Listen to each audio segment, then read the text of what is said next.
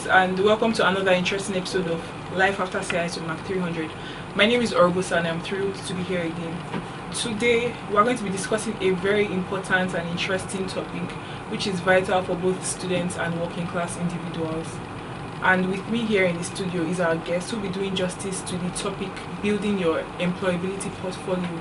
And our guest is no other person than Miss Testimony Adebi, who also happens to be a student of the University of Ilorin and a LinkedIn optimization expert.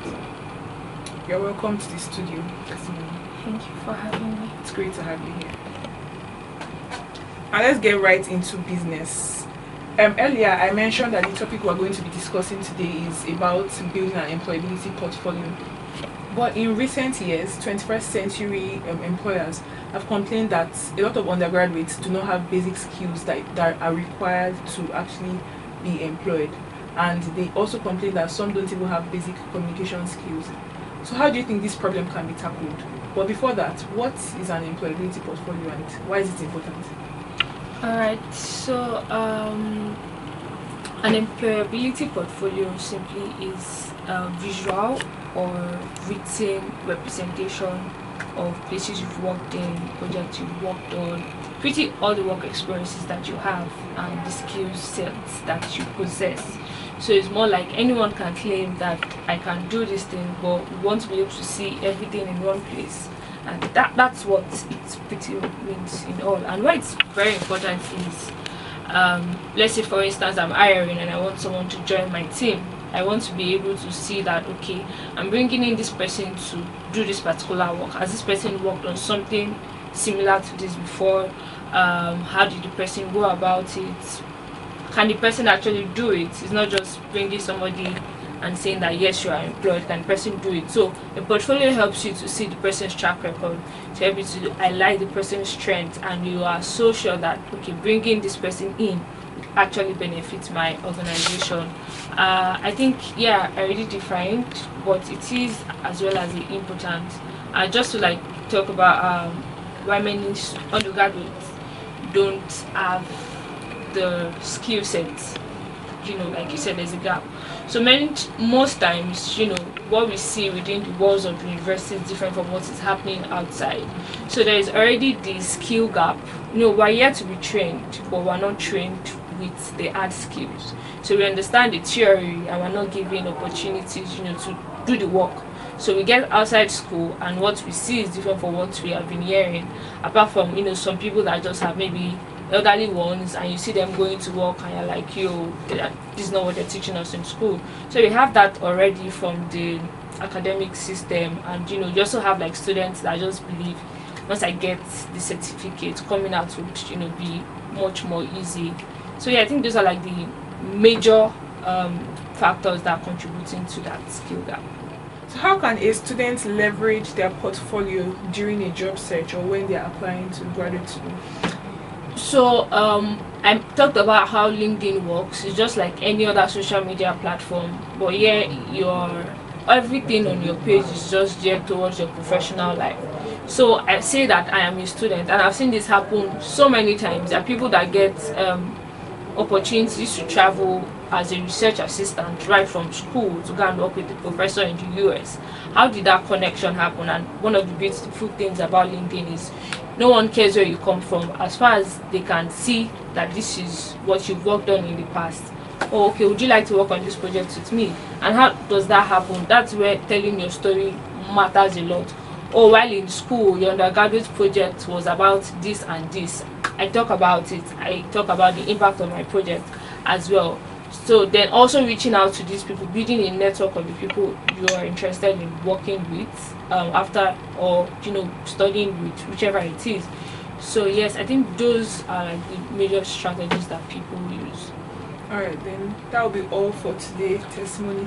Thank you so much for taking our time to join us in the studio today. We have learned so much and gathered so much knowledge about building an employability portfolio. Thank you for your expertise and your detailed responses. Thank you very much. Hope to see you some other time. Yes.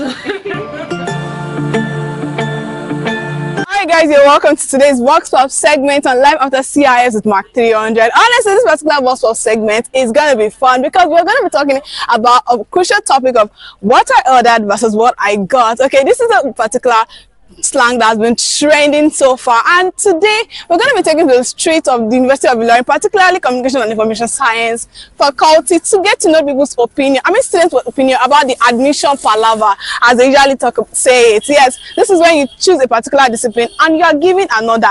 Personally, I have an experience on that, but I'm not going to talk about it. Come along with me and let us hear the opinions of the students. Alright guys, I'm here with one of the students who's ready to tell me about his own admission palaver. How are you and what's your name? I'm very fine. My name is Ruben. So what's your present course of study? Doing information and communication science. Was that what you picked? No. Okay. It's enough for me. How's it been studying a particular course that you didn't really have interest in? Let's see. You just get used to it. The flow just comes. Okay. So the flow has the flow been. Tell me about the flow. Good and all, because what you see, what I saw for me actually moved with what I wanted or what I liked. Okay. I am a tech guru, just like my senior brother. And so we already integrated in that computer side. So I just went with the flow and everything worked out. Okay, so if you have another opportunity to get admitted into another school, what course are you going to go for? Honestly speaking, I'll still choose ICS. You choose ICS? Yes. Okay, so tell me, what are those things you've learned in this particular field of study that is really giving you that motivation to pick it, and what do you feel like those skills can actually give you in life? Okay, let's see. Starting first, the information aspect. I am not the kind of outgoing person who talks too much because I don't like having people around. But with ICS, we have to deal with information and communication, so it is integrated. We need to do it. Then with the technical aspect, I am good with my systems, but just doing this course make me know that I have to go more, I have to go deeper into it. So, beautiful. So what advice are you going to give to new intakes that have been given a different course, completely different course from what they desired? At first, it's not what you want. So yes, you'll always be angry. You won't actually like it. But the thing is, just get used to it. Go with the flow. And if you don't still like it, you still have chances of transferring out. But if you... So we are still here at the Faculty of Communication and Information Science, listening to student admission palaver. And trust me, I've been having fun and I've been laughing out. Okay, I want to believe you guys are also having fun, because right here I have with me another guy who is going to be telling us about his own admission palaver. How are you and what's your name? I'm good. My name is Juwon. Juwon. So what's your present course right now that you're studying? I'm a mass communicator. Mass communicator. Yeah.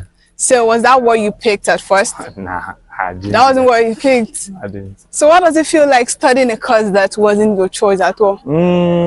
Initially it started out weird, but they're getting into it. You're getting, tell me about it. Like, you know, I was getting here and I was like, I was going on here. Like, it was all strange initially. Just didn't know what I was doing here. Like, but then with time, things started falling in place and I felt like, currently I understand what I'm doing.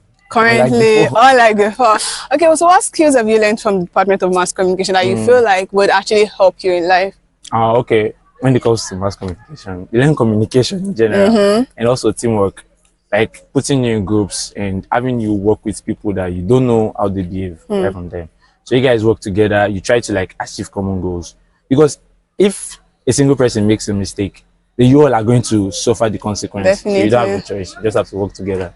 Okay, so what was the course you picked at first? I'm a wounded lawyer. Oh my God, you said he's a wounded lawyer. So when you applied for law, you were like, your admission, your credentials, everything was qualified, and you saw mass communication. How did you feel? At first, I was like, I'm going to reject this thing. Wow. Then it took my mom to convince me, by the way. She was like, mass communication is still cool. So what do you think about your decisions now? Currently, if I still get the chance to change to law, I would always go back to law. But then, I feel mass communication is cool in some way. But personally, it has always been my dream to be a lawyer. To be a lawyer. Yeah. So you're thinking of going back when? After school, or you're writing another jump? No, I'm not taking another jump. Most likely, I'll do my master's. Masters. Oh, beautiful. So what advice are you going to give to new intakes that are giving a different course from what they desired? See, it's better to pick the course they give you, because schools in Nigeria, you can't depend on them. Yeah, so to be getting the pressure that, okay, if I if I decide to stay at home, then things will work my way. It doesn't work that way all the time. True. The best bet is pick the course. If you feel it doesn't work for you, then you can always transfer. Can always transfer. And if it works for you, fine. How are you and what's your name? My name is Oluwaferunmisonugaziza. Okay, so what course are you studying currently? I'm studying library and information science. Okay, so was that what you picked, that the course you picked? No, Oh, that was what Lauren gave me. that's what Unilearning gave you. So how has it been studying a course that you actually not passionate about? You were not passionate about, because I don't know what the current status is. Now I think I'm liking the course already, and the thing has taught me a lot of things like teamwork and how to communicate well with my other course mates and all, because I'm very bad at communicating with people. So it taught me a lot, and that's really been going well for me. Okay, so what are the skills you've learned in this particular field of study that you feel will be beneficial for you in life? I think my communication skills, my I think it taught me how to like work with people, different type of people, group work and all those stuff. I think those are the two major things that's taught me. What advice are you going to give to new intakes that have been given a course they do not have any desire in? What will you tell them? I'd actually say go for what you want, but not to reject the course they give you. I just feel whatever you do in life, it's not how far, it's how well. Okay. That's just it. So are you looking at going back for nursing? Like, Yes, I am actually. is it after you're done with LIS or you're planning on writing on that jam? I'm planning on writing on that journal. Okay, thank you so much for coming, and yeah, I learned one or two things. And let me say hi to mommy, because it's good to have that moral support every single time. Yeah, thank Have you. a great day. Yeah, bye. Bye-bye. Alright guys, I want to believe you guys had a lot of fun, because I had some things and I'm like, God, how do you move a science student to an arts department? Like, how? See, even if you hear my own story, my own admission palaver, my dear, you will so cry for me.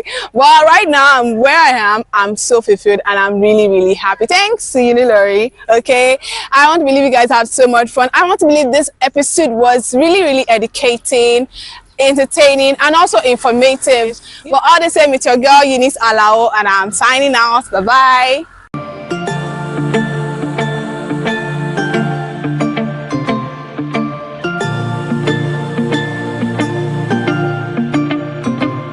In a world filled with aspiring entrepreneurs and creative minds, few individuals stand out with their unwavering determination and exceptional talent. Olusomi Treasure, a young and ambitious entrepreneur, is one such individual. As a student of mass communication, she has managed to carve a path for herself, combining her passion for business with her love for storytelling. Today, we embark on a captivating journey through the life and work of Olusomi Treasure as she unveils her extraordinary accomplishments and the challenges she has faced along the way. Hi, I am Olusomi Treasure, a 300 level student of the Department of Mass Communication. I own a fashion brand called Tailored by Pearl. I started this in 2020 as a result of the ASU strike. My mother was a source of motivation because she really wanted me to learn this, and I actually took it. After discovering her passion for fashion, her journey began. To learn this trade, I had to go to different fashion schools. The first one, AFTER CIS Fashion House, where I was for about a year. The second one, Orike Closures, where I was for about 6 months. Compared to when I started, I would say there has been a lot of changes and growths. Now I can sew casual wears, corporate outfits, as well as native wears for both genders. Also, I do take upgrade lessons online. Despite her fascinating experience, Treasure's journey wasn't all a bed of roses. The journey hasn't been smooth. It has been quite challenging. I've had to combine it with my academics, knowing I have to balance both academics with business. I'll go for lectures during the day, then return to start sewing outfits because they always have deadlines. Also, there were times I've actually felt like giving up due to low patronage because I just started. But with motivations from my family and friends, I kept going, and I must say I'm actually doing well in business. In spite of the hurdles and obstacles in the fashion journey, Treasure was able to overcome them all and wants to inspire others who share the same interest as her. My word of advice to aspiring fashion designers or those who have just started is to be open to learning. Ensure you take lots of upgrade courses. Don't say because you already have an idea of a particular aspect of fashion designing, you don't need the rest. Fashion designing is quite broad and quite difficult to keep track of new designs. Also have good customer relations because they are the ones that will help you grow your brand. Regardless of how tiring it could be, do not give up. Olusomi Treasure's story is a testament to the power of combining passion and education, where entrepreneurship and mass communication intertwine to create a force for change. Her relentless pursuit of her dreams, despite the challenges she has faced, inspires and encourages individuals from all walks of life. As we conclude her journey through her work and accomplishments, Olusomi Treasure stands as a shining example of what can be achieved when one dares to dream big and take bold steps towards realizing those dreams.